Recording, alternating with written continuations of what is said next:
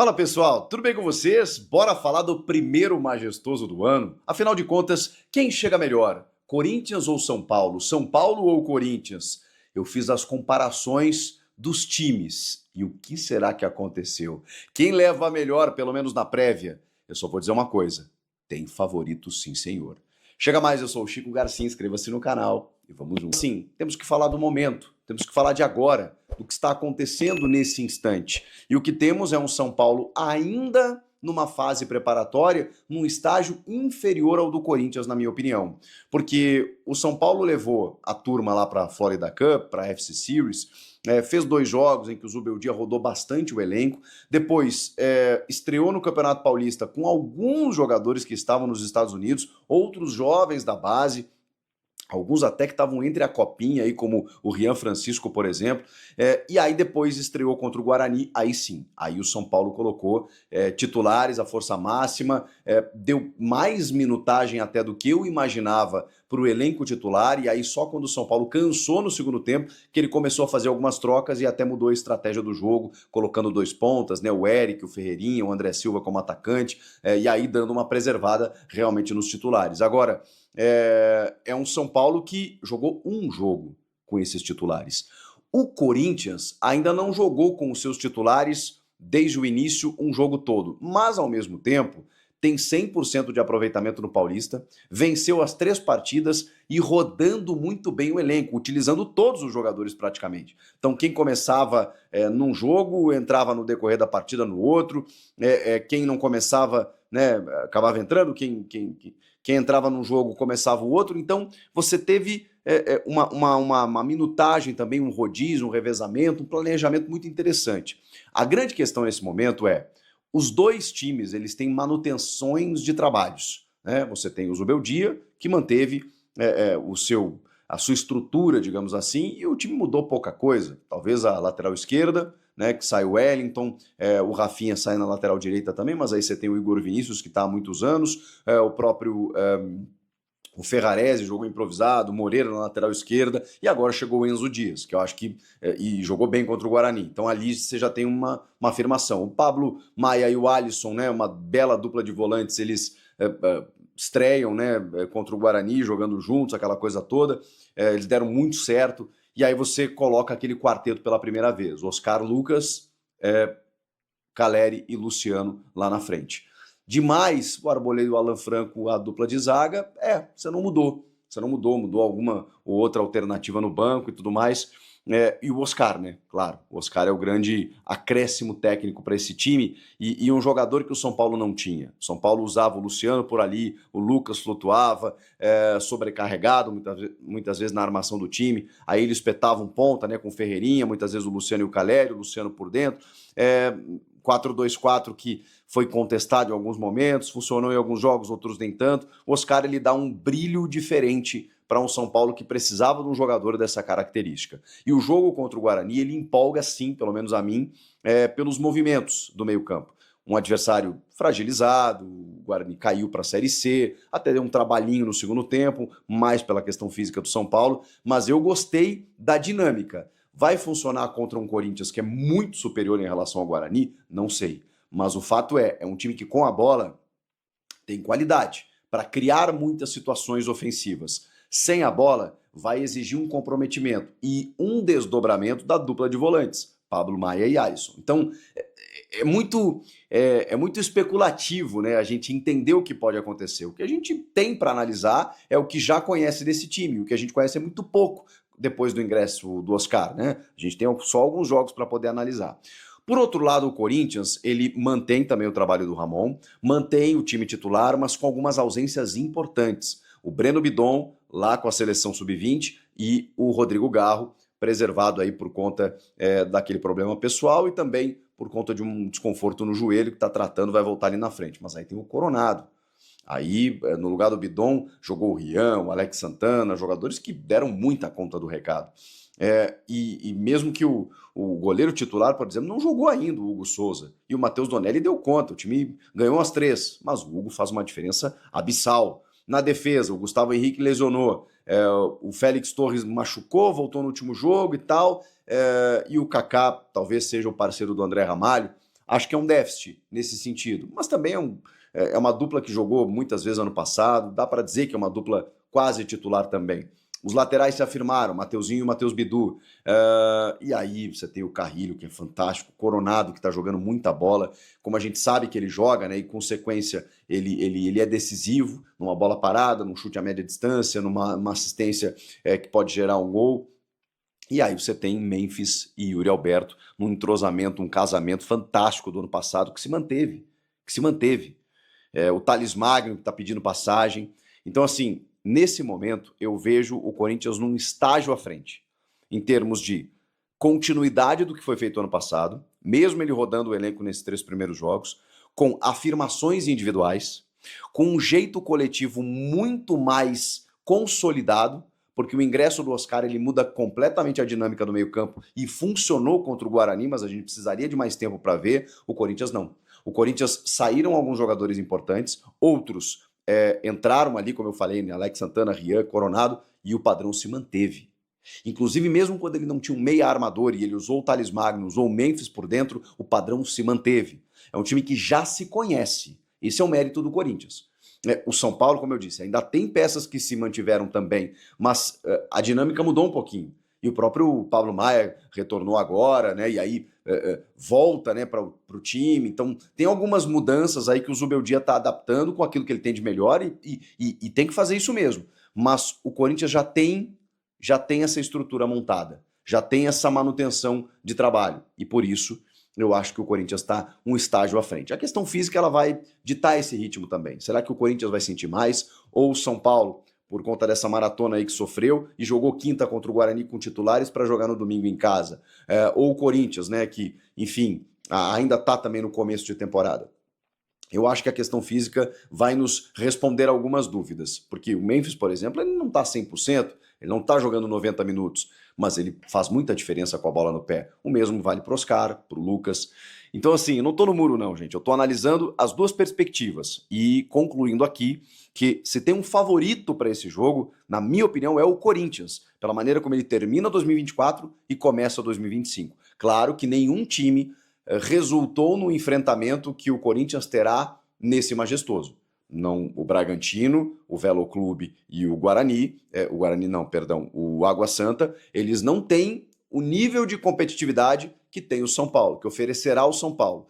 O São Paulo enfrentou o Flamengo e o Cruzeiro lá na FC Series, mas num contexto completamente diferente, né? Você tem um primeiro tempo ali mais pegado, com um nível de exigência um pouquinho maior, mas depois muitas trocas, todo mundo tirando o pé, ninguém querendo perder, rodando o elenco, nos primeiros confrontos de uma pré-temporada ainda, em meio a uma pré-temporada de 10 dias, então assim, é muito pouco para a gente analisar. Mas ok, São Paulo enfrentou adversários mais difíceis do que o Corinthians, mas ainda assim sem a rodagem necessária do time ideal, do time titular. O Corinthians já não. O Corinthians deu uma rodada, mas tem um time que se conhece muito bem. Tanto o time titular quanto as alternativas que entram.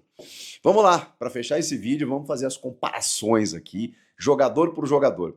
Antes, gente, isso aqui não vale absolutamente nada, tá? Não vai determinar quem vai vencer. Não quer dizer, inclusive, se o time que tiver mais votos, que ele é melhor, porque uma coisa é você analisar individualmente, a outra é dentro de um coletivo. Então, assim, tem que fazer essa ressalva, porque a galera pega pilha, né, com essas coisas aqui. Isso aqui não define nada, é apenas uma opção pessoal daquilo que eu tô vendo. A gente fez isso no jogo aberto, deu uma briguinha para lá, uma briguinha para cá, e eu mudei um voto do que eu escolhi no jogo aberto, porque, cara, não é que eu me arrependi, mas é que talvez a escolha mais difícil. É a escolha mais difícil. Mas é que eu tô absolutamente encantado com esse jogador. Então, eu não vou conseguir votar diferente agora, tá? Foi o único voto que eu mudei de tudo que eu escolhi lá no programa. Vamos lá? Rafael ou Hugo Souza? Goleiros.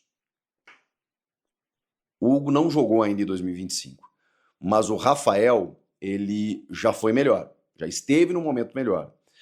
E o Hugo, cara, eu preciso pegar a última impressão dele. E a última impressão dele é que ele termina 2024 como talvez o melhor goleiro em atividade no Brasil, rivalizando aí com o John do Botafogo. Hugo Souza. Laterais direitos. Igor Vinícius e Mateuzinho. O Mateuzinho é uma afirmação, né? Então eu fico com o Mateuzinho. Então, 2-0 Corinthians aqui. André Ramalho ou Arboleda? Cara, o Arboleda é um zagueiraço, né? Sou fãzaço dele, mas o André Ramalho é extra classe. O André Ramalho é gigantesco. Eu vou de André Ramalho. Alan Franco e Kaká. O Alan Franco talvez tenha sido o grande erro de Thiago Carpini, que arquivou o Alan Franco no começo do ano passado. Chega o Zubeldia, bota o Alan Franco de titular e ele tá jogando demais. O Kaká tem as suas limitações. Não acho que ele seja desprezível, mas na comparação com o Alan Franco, eu fico com o zagueiro do São Paulo. Primeiro voto do São Paulo, que tá 3-1. Lateral esquerda, Enzo Dias, que jogou bem contra o Guarani. São Paulo resolveu o problema da lateral, na minha opinião. Não é porque ele jogou muito contra o Guarani, não é por isso. É porque é um cara do ofício ali, não tem improvisação, ele vai jogar, ele vai jogar. Enzo Dias, lateral esquerdo do São Paulo, mas o Matheus Bidu.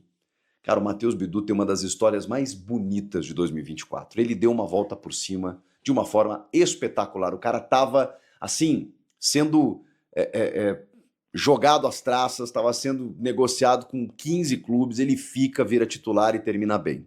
Eu vou com o Mateuzinho também, mais um voto pro Corinthians. Agora começa a embaçar. Meio de campo. Pablo Maia ou Ranielli? Gente, o Pablo Maia pra mim é fora da curva. Não vou dizer que ele é craque aqui, extra classe, mas ele é fora da curva. E o Ranielli terminou bem a temporada, mas aí eu fico com o Pablo Maia. Sou muito fã desse jogador. Da mesma maneira, Alisson e Alex Santana. Aqui é uma prévia, tá? Pode ser o Rian. Eu botei o Alex Santana, que acho que tá muito bem. E sou fã desse cara. Mas o Alisson, cara, eu acho o Alisson assim, ó. Cara, ele se reinventou como segundo volante nas mãos do Dorival e eu fico com ele. 2 votos pro São Paulo aqui do meio pra frente, tá? Pablo, Maia e Alisson. Oscar e Igor Coronado. O Coronado tem uma amostragem até maior do que a do Oscar. E o Coronado está sendo muito decisivo. Mas eu sou muito fã do Oscar, cara. Eu acompanho o Oscar desde a época do Inter. E acho que jogador por jogador, os dois são, assim, jogadoraços. Mas eu dou uma vantagenzinha pro Oscar aqui. Vou tomar porrada aí no chat, não tem problema. Mas eu vou ficar com o Oscar. Se fosse o Garro, eu ia ter que escolher o Garro, porque, assim, a influência do Garro, né? A temporada que o Garro teve foi fora da curva. Então, mas nessa comparação aqui, Oscar e Coronado, super entendo quem votar no Coronado, tá? Mas eu vou votar no Oscar. Lucas Moura e Carrilho. Foi o único voto que eu mudei. No programa eu escolhi o Lucas Moura, porque eu acho o Lucas, assim, embaçado demais. Mas o Carrilho, cara. O Carrilho. É que não tô comparando aqui a história dos jogadores, né? O Lucas é um cara que, pô, teve rodagem na Europa, foi campeão pelo São Paulo 2 vezes, né? Sai campeão, volta campeão. O Lucas é craque, é craque. É um craque jogando no Brasil. E eu sou fãzaço do Lucas. Mas o Carrilho, cara, o que o Carrilho tá fazendo nesse time do Corinthians, cara, é surreal. Então, assim, esse voto eu mudei. Eu tava com o Lucas, mas não dá. Não tô conseguindo não votar no Carrilho. Luciano e Memphis. Essa dela até polêmica no programa, né? Porque o Sgarbi e o Everton Guimarães foram de Luciano. Não dá, né, gente? O Luciano, porra, pro São Paulo ele é super importante, gosta de jogar contra o Corinthians, adora clássico, é um cara envolvido, decisivo, mas não dá, né, gente? O Memphis Depay é sacanagem. Então, assim, é o Memphis, né? E pra fechar, calma que tem o técnico ainda.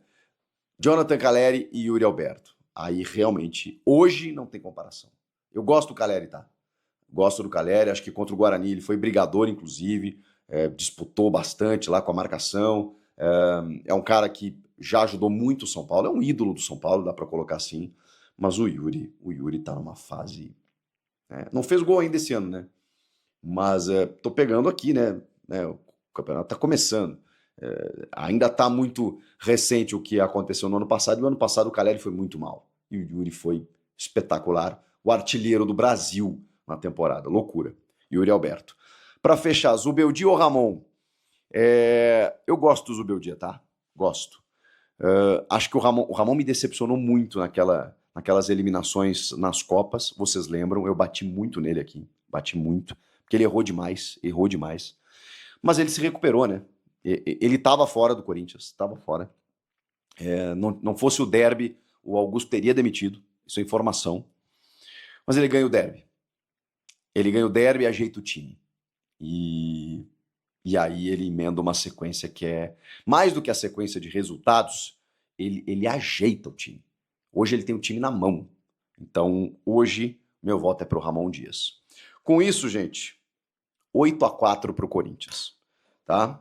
Do Corinthians eu votei em Hugo Souza, Mateuzinho, André Ramalho, Matheus Bidu, Carrilho, Memphis, Yuri e Ramon.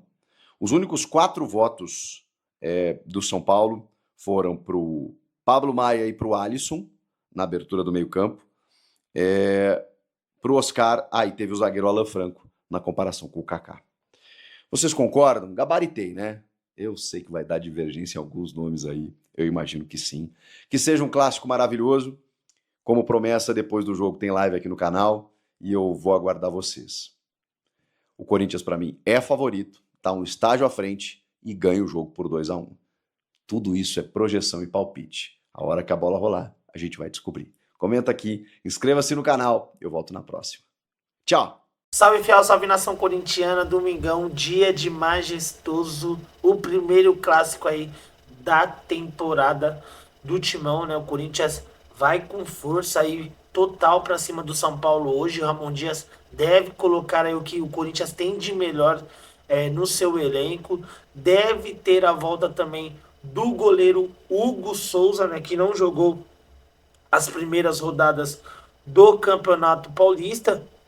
E com isso, uma provável escalação do Corinthians para hoje seria Hugo Souza, Mateuzinho, o André Ramalho, Kaká, Matheus Bidu, Ranielli, Alex Santana, Carrillo, Igor Coronado, Memphis Depay e também o Yuri Alberto.